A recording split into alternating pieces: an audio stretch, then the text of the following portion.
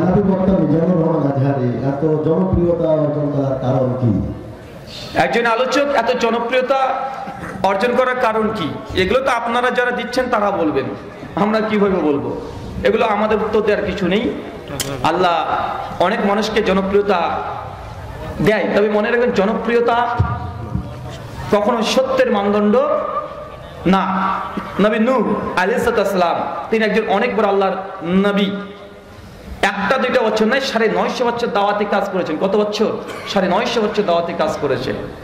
কিন্তু নবী নূহ আলাইহিস সালামের দাওয়াতে 50 জনের বেশি ঈমান আনেনি। তার মানে তার সাবস্ক্রাইবার, তার ফলোয়ার মাত্র 50 জন। কতজন? তার জনসংখ্যা কতজন? অডিয়েন্স 50 জন। দাওয়াত দিয়েছে কত বছর? 950 বছর। কত বছর? 950 বছর। তার মানে কি বলবেন নবী নূহ আলাইহিস সালাম তিনি বিফলে ছিলেন, তিনি সফল না, তিনি হকের উপরে ছিলেন না, এ কথা বলবেন না। জনপ্রিয়তা কখনো হক বা সত্যের মানদণ্ড হতে পারে না। পৃথিবীতে খ্রিস্টান আছে 220 কোটি, মুসলমান মাত্র 170 কোটি। জনসংখ্যা থেকে খ্রিস্টানরাই তো বেশি। খ্রিস্টানরা বেশি না? তার মানে খ্রিস্টদেরকে এখন ঠিক আপনি বলবেন না। হক একজন হতে পারে, নবী ইব্রাহিম একাই উম্মাত, নবী নূহ একাই হকের উপরে ছিলেন। নূহের সন্তান কেনান নিজের সন্তান ঈমান আনে নাই। তাই জনপ্রিয়তা, জনস্রোত এগুলো কখনো হকের মানদণ্ড না। তাহিরির ওয়াজ মাহফিলেও কম মানুষ হয় না, হ্যাঁ হয় নাকি? হাফিজুর রহমান কুয়াকাটা, ওর মাহফিলে কম মানুষ হয়? আমাদের ভারতে চলে যাবেন, আপনার সংখ্যাগরিষ্ঠ মুসলিম দেশ তো, এই জন্য যেদিকে তাকে ওয়াজ মাহফিল তো দেখেন। আমাদের ভারতে অনিরুদ্ধ আচার্য আছে, একজন পণ্ডিত। ওনার আলোচনা মানেই 20 থেকে 40 লক্ষ মানুষ, হিন্দু পণ্ডিত। কত লক্ষ মানুষ? 40 লক্ষ। একটা প্রোগ্রামে উনি 5 কোটি টাকা নেন। কয় কোটি টাকা? মানে 5 কোটি হাদিয়া নেন। অনিরুদ্ধ আচার্য বাংলাদেশের জনপ্রিয় হিন্দু স্কলার, আলোচক। অজ আলোচনা করে বলছে बिस्कुट खाना हराम है क्योंकि बिस्किट के अर्थ ये होती है बिस्किट, बिस्का किट, बिस्का किट, इसलिए बिस्किट खाना हराम है। কিছু বুঝেছেন? ওই বিস্কুট খাওয়া হারাম, নিষিদ্ধ। কেন?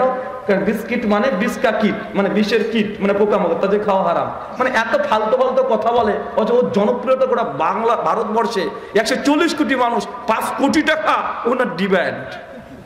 চিন্তা করতে পারছেন? মানে প্রশ্ন উত্তর দেয় ভুল ভাল। সনাতন শাস্ত্র অনুযায়ী ঠিকঠাক উত্তর দিতে পারে না, সনাতন শাস্ত্র অনুযায়ী ঠিকঠাক উত্তর দিতে পারে না, কিন্তু জনপ্রিয়তা অনেক। আরেকজন আছে, ওনার নামটা ভুলে গেলাম। এবং 3-4 জন হিন্দু স্কলার আছে, 20, 30, 40 লক্ষ মানুষ হয়, ডিমান্ড অনেক। এমন কি বলবেন উনি হক? তার মানে বলছে না যে আজহারী সাহেব পুরোটাই বাতিল।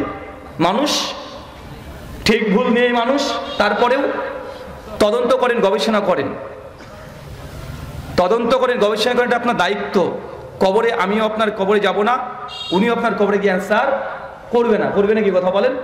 আমি একটা আলোচনাতে বলেছিলাম যে তার আলোচনাতে কমপক্ষে 1 ডজন জাল হাদিস ছিল, বলেছিলাম।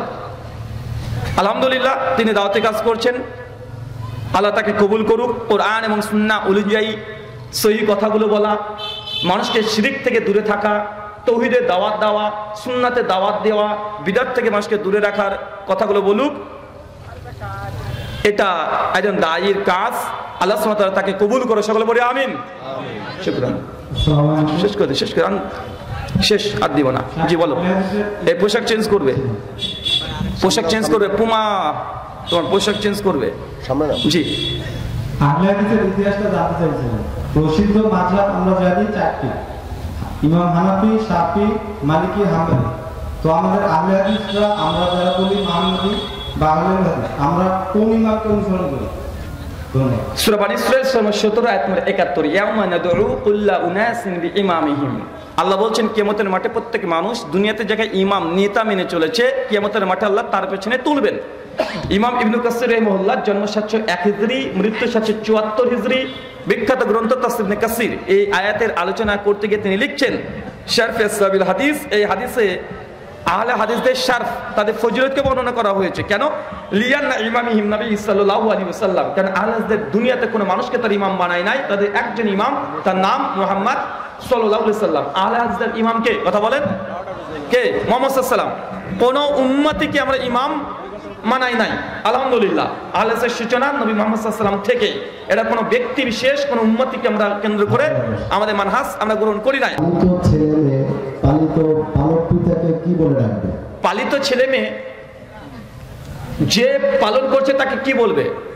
তাকে আপনি বাবা বলতে পারবেন, কোনো সমস্যা নেই। কথা বুঝতে পারলেন?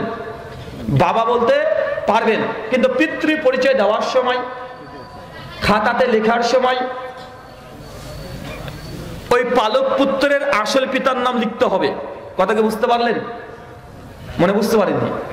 আপনি একটা ছেলেকে অ্যাডপ্ট করেছেন, মানে আপনার ছেলে হয় না, আপনি কোনো জায়গা থেকে একটা ছেলে নিয়ে এসেছেন, নিয়ে এসে সে ছেলে যদি আপনাকে বাবা বলে ডাকে, আব্বা বলে ডাকে, কোনো সমস্যা নেই, ডাকার সময়তে কোনো সমস্যা নেই।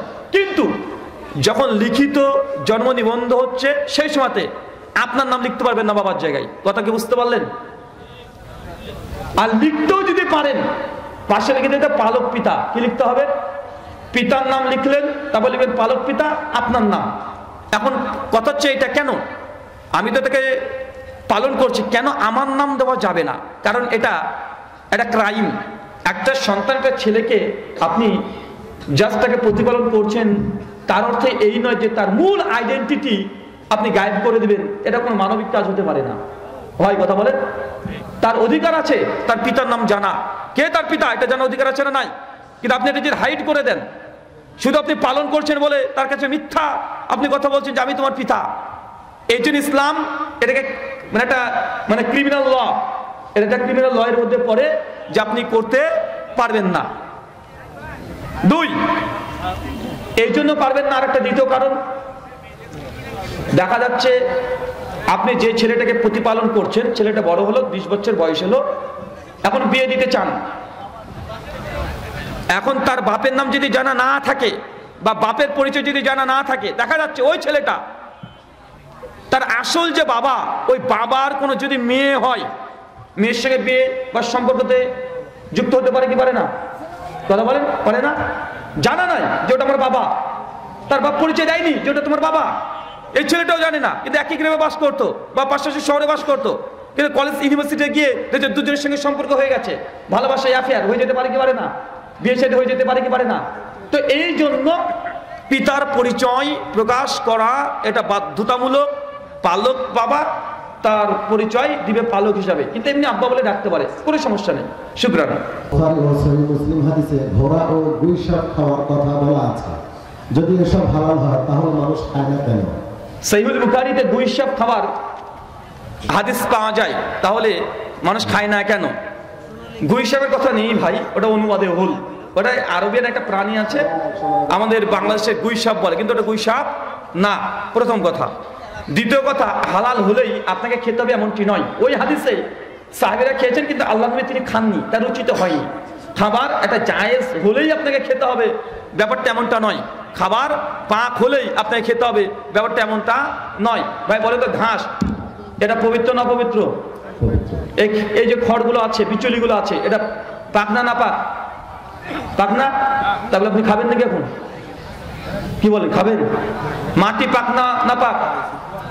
এখন মাটি খাবেন নাকি? তো পাক পবিত্র হলে যে খেতে হবে ব্যাপারটা এমনটা নয়, আপনার রুচির উপরে। আপনার যদি ঘাস খেতে ভালো লাগে খান, জায়েজ, হারাম না। ঘাস যদি খেতে মন চায় খাবেন, গরুর মতো খাবেন, ছাগলের মতো খাবেন, চিবিয়ে চিবিয়ে খাবেন, সমস্যা নেই। শুকরান। আসসালামু আলাইকুম। হারাম উপার্জিত সম্পদ মসজিদ কবরস্থানে দেওয়া যাবে কিনা? হারাম উপার্জিত অর্থ মসজিদ অথবা কবরস্থানে দিতে পারবেন কি পারবেন না? আবু জাহেল কাবাকে পূর্ণ সংস্করণ করেছিলেন। আল বিদায়া ওয়ান নিহায়া, দ্বিতীয় খণ্ড, 118 পৃষ্ঠা। আবু জাহেল বলছেন যে যেই সময় কাবাকে পূর্ণ সংস্কার করেছে সেই সময় কোনো হারাম টাকা আমরা দিই নাই, এক্সট্রা হালাল উপার্জন করে টাকা দিয়েছে। মসজিদ নির্মাণে ইসলামী কোনো কিছু যখন নির্মাণ করবেন, হারাম টাকা ইনভেস্ট করবেন না, কথা বুঝতে পারছেন? বরকত থাকবে না। অজান্তে যদি করে দেয়, করে দিয়েছে, সমস্যা নেই, অজান্তে, কিন্তু ইচ্ছাকৃত করবেন না। শুকরান। জি, দ্রুত। আসসালামু আলাইকুম। এক মুসলমান আর এক মুসলমানের দাওয়াত পালন করা হয়, সেই দাওয়াত যদি হয় 40 আকিকা, বিয়েবাড়ি, বরের সঙ্গে 1, 2, 16। ঠিক আছে, দাওয়াত গ্রহণ করা একটা মুসলমান আর একটা মুসলমান করে হক, কিন্তু কোনো হারাম বা বিদআত বা শিরকি যুক্ত কোনো দাওয়াতে যদি আপনাকে দাওয়াত দেয়, আপনি কি করবেন? সূরা লুকমান আয়াত নম্বর 14। বাপ মাকে ততক্ষণ মানবেন যতক্ষণ আল্লাহর বিরুদ্ধাচরণ না করছে। কথা বুঝতে পারছেন? শরীয়ত ততক্ষণ আপনি পালন করবেন যতক্ষণ শরীয়ত বিরোধী কোনো কাজ না করছে। এই কোরআনের আয়াত, এই হাদিস থেকে প্রমাণিত হয় যখন হারাম কাজে আপনাকে দাওয়াত দেয় সেটা গ্রহণ করা যাবে না। তাআওয়ানু বিররি ওয়াত তাকওয়া, তো সৎ কাজে একে অপরের সঙ্গে প্রতিযোগিতা করো, সহযোগিতা করো, আর অসৎ কাজে একে অপরকে সহযোগিতা করো না। সূরা মাইদা সূরা 5 আয়াত নম্বর 2 এর মধ্যম অংশ। অতএব হারাম কোনো দাওয়াত আপনি গ্রহণ করতে পারবেন না। শুকরান। আল্লাহ যে কথা বললাম প্রথমে আমাকে, তারপর আপনাদের প্রত্যেককে আমল করার তৌফিক দান করে, সকলে বলি আমিন। আমাদের মধ্যে যারা অসুস্থ আছে, আল্লাহ সুবহানাহু ওয়া তাআলা তুমি শাফি, তুমি সুস্থতা দান